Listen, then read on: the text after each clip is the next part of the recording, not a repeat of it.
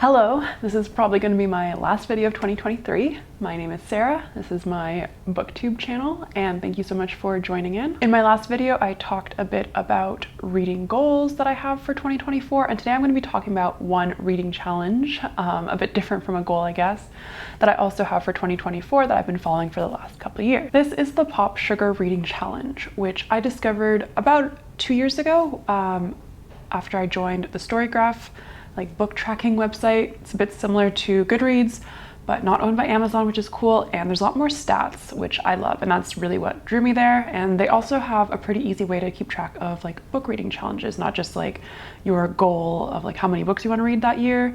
They also have a page tracker, and then anyone can just really make a reading challenge based around any topic or any sort of book. And I was just browsing through them one year in 2022, and I found something called the POPSUGAR reading challenge. I did not know what POPSUGAR was. I honestly think I just thought the name was really cute, and the challenges were really interesting. The challenges were really random to me, like a book set on a plane, train, or cruise ship, a book with a recipe in it, just so random and so fun. So I was like, why not? Let's see what kind of books I can read to fit into these challenges. However, I've never really consciously gone out of my way to find these books, at least not the more difficult ones. Sometimes it's oh, read a book by an LGBT author or with a queer romance, or a book with, I don't know, some holiday in it, or that takes place over your favorite season. That's a bit easier for me to be okay, yeah, I can kind of go out of my way for this because I'm probably going to read a book about this anyway or involving this. But when it's something more specific, like a book with a tiger on the cover, or with the tiger is in the title of the book, I'm I'm not gonna necessarily go out of my way to do that. And it's fine with these sort of reading challenges. They're not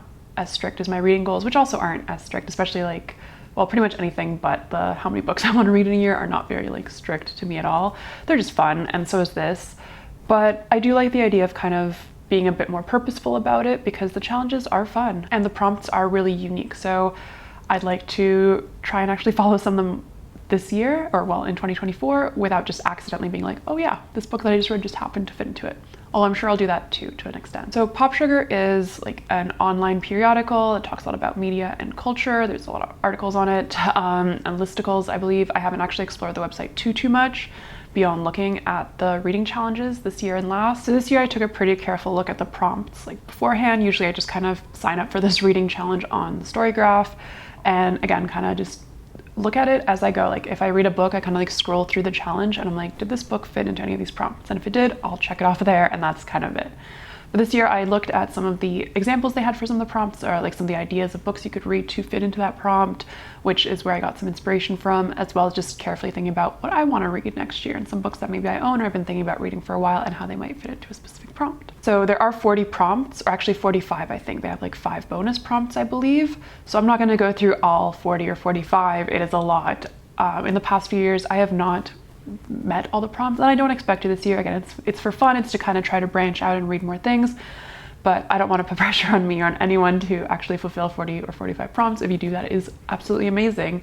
And even though I do read so many books, I don't always read books that fit into these prompts. But I picked out about 7, I think, prompts that I am really excited about, or I found really good recommendations for, mostly from POPSUGAR, that I want to talk about and hopefully read the next year. I think each year the reading challenge does have a bit of a theme around it, and I don't know what the themes in the previous years were, but this year it is around the magic of words. I think there's a lot of interesting and lesser used words in some of the prompts. The number 24, or the numbers 2 and 4, feature a lot in these books for 2024, or in these prompts rather. And I kind of noticed it does seem, and maybe this is just with the numbers of 24 or something, there's a bit of a theme of coming of age books as well, which is specifically one of the prompts too. So the first prompt that I'm interested in following through with is prompt number 3, and that is a book about a 24-year-old. And the book that I want to read for that prompt is a book that was recommended by POPSUGAR, and that is Hannah Khan Carries On by Uzma Jalaluddin. This book features our protagonist Hannah Khan, whose family-run restaurant is barely able to sustain itself at this point. And on top of that, a new competitor is coming in town. They're both halal-friendly restaurants, and she's really scared that they're going to be run out of business at this point. Hannah turns to her anonymously hosted podcast for support from that of her listeners and to be able to vent. And things get even more complicated soon when a hate-motivated attack happens in her community.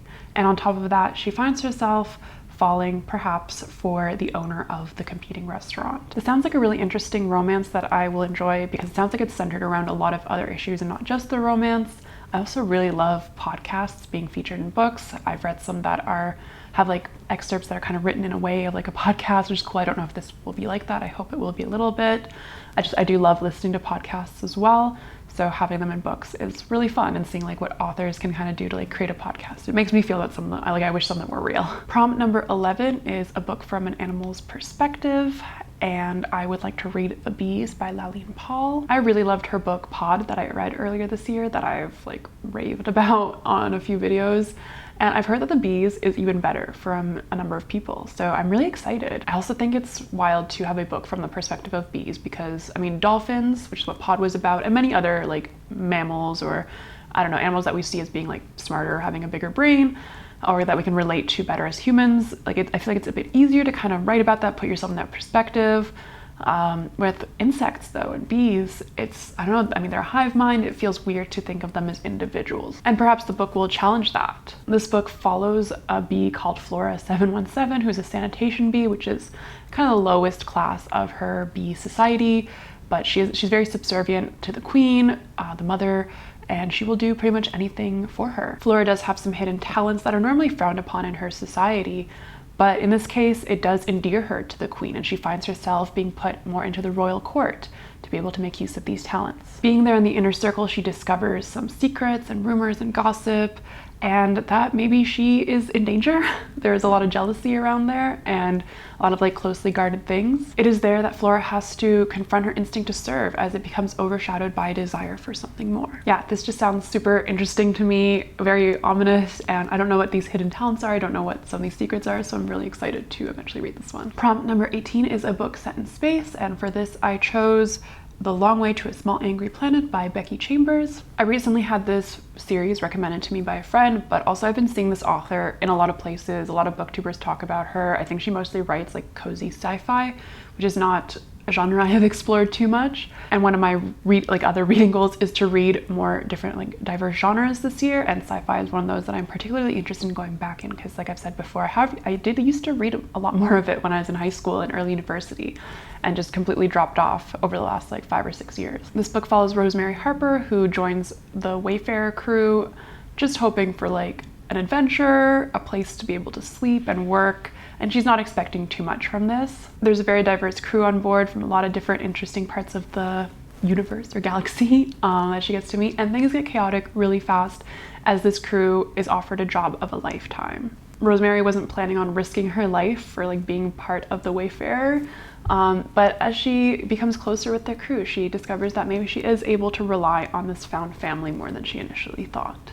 I'm curious about the adventures they go on and about the cozy aspects of it. Prompt 22 is a book that centers around video games, and this one was very easy to me because I very much have a book I want to read for it, and that is Tomorrow and Tomorrow and Tomorrow by Gabrielle Zevin. I bought this book earlier in the summer, and I know it's been like a hit. A lot of people have read this book. A lot of people are talking about this book. I recently had a coworker who read this book and who recommended it to me, and so I want to finally read it in 2024. I don't think I'll have a chance to before the end of 2023. But yeah, I don't actually know what this one is about too much, and I don't really want to look too much into it. There's just some books I just like kind of want to go into blind. I know it is about two like friends who meet up and create a video game that becomes very, very successful, and that's honestly all I care to know. Prompt 31 is a book with a title that is a complete sentence, and for this I have chosen Any Other City by Hazel Jane Plant, which maybe is pushing it a little bit, but I think you could say any other city and it'd be a complete sentence. But this is also just another book that I've wanted to read for a while. Any Other City is a fictional memoir following Tracy St. Cyr, who becomes a fairly successful indie musician, and it takes place in 2 parts. Side A takes place in 1993 when she arrives in a new city and just begins to make her art, kind of get accepted into a community of artists and other trans women. And side B of the memoir focuses on her as a fairly famous indie rock musician in 2019. Did I say 2019 already? In 2019. And she is healing from some of the trauma from her past. The second part is a reflection into her past and how it bleeds into her present right now, as well as the importance of queer relationships and friendships and just having a sort of family and community around you. I had a friend read this recently and she loved it, and I really enjoyed Hazel Jane Plant's first book, A Little Blue Encyclopedia for Vivian, which was about a fake TV show, or was centered rather around a fake TV show, and I just loved that concept. And I think similarly to that one, it'll just make me wish that this was a real memoir, real musicians, And just like I did with Little Blue, like the fictional TV show, I want it to be real and it was sounding like something I would watch. Prompt 34 is a book with at least 3 points of view, and for this I've chosen Alice, Sadie, Celine by Sarah Blakely Cartwright. This was one of the POPSUGAR recommendations, and I hadn't heard of this book before, but I am very intrigued by it. This follows the lives of 3 different women over the course of decades. Already love that. And explores the affair between one of the girl's mothers and her best friend. And like, how can I not want to read this? It sounds so inappropriate, but in like such an interesting way. Like, it's one of those things where just like, you don't want this happening in your real life or to anyone you know, but it's just, I don't know, it's one of those things you just like, can't look away from, for me at least. Like these kind of like weird books or with these kind of like icky topics, I'm just like intrigued. It has really low ratings on Goodreads, which makes me even more intrigued by it because I can imagine why people wouldn't like this, and maybe I won't either. And the last prompt that I will be focusing on is prompt number 40, and that is a horror book by a Black, Indigenous, or person of color. And the book is Jackal by Erin E. Adams. This book follows Liz, a Black woman who returns to her predominantly white Pennsylvania town for her best friend's wedding. On the day of the wedding, the bride's daughter goes missing in the woods nearby, which echoes a really similar thing that happened when Liz was growing up to another Black girl in the town. And she was later found in these woods in a really gruesome way. Liz begins to look into the town's history, and when doing so, she finds that a lot of children have actually gone missing over the years, all of them Black girls. Can Liz use this information to save her friend's daughter, or will the cycle keep continuing on? I saw from a review that the less you know about this book, the better, and so that's all I'm gonna say. That's all I read about it. Sometimes I like peek at some of the reviews a little bit on the books I read, but then as soon as I saw that, I was like, I'm not gonna read any more of them. So these are all the prompts that I'm gonna be like really specifically focusing on. It's only 7 of them, and there are 45 prompts, so I do hope to actually get through more than just 7, but some of them do seem a bit easier, like an LGBTQ romance novel, a book about magical realism. Like, I'm sure I will come across these just in my regular reading day-to-day, like the books I kind of normally check out. I think the advanced prompts are really interesting. Those all have to do with the number 24. The first prompt is a book in which a character sleeps for more than 24 hours. I wonder which book I will reread for this prompt. There's also a book with 24 letters in the title, a collection of at least 24 poems, the 24th book of an author, and a book that starts with the letter X. I guess that one doesn't have to do with 24. Or is that the 24th letter of the alphabet? Oh my gosh. There we go. It's all coming full circle. So fun. So I hope you also, if you're interested in a reading challenge, check out the POPSUGAR reading challenge. If there is a prompt that particularly interests you, let me know. I will put the link for this challenge below from their website. If one of the ones I mentioned sounds cool and you have another book recommendation for it, please let me know, or just any of the prompts. If you liked this video, please give it a like, please subscribe, share it if you want to. I hope you've all had a great 2023 and can look forward to a great 2024. I will probably not be releasing any more videos after this one for the year. I'm going to see some family, and I just have a feeling I won't really have time to film, or even less to edit. But thank you so much for watching this video, or any of the ones you've watched this year. If this is the first video you're watching, thank you so much for tuning in, for checking me and my channel out. It means so much as I just started this YouTube journey and I'm still figuring it all out and what I want to talk about. But yeah, shout out to everyone who's been watching, to my friends who support me a lot, my coworkers, a bunch of you guys just like tell me like, hey, I watched your video, and it means so much to me that just like people are watching.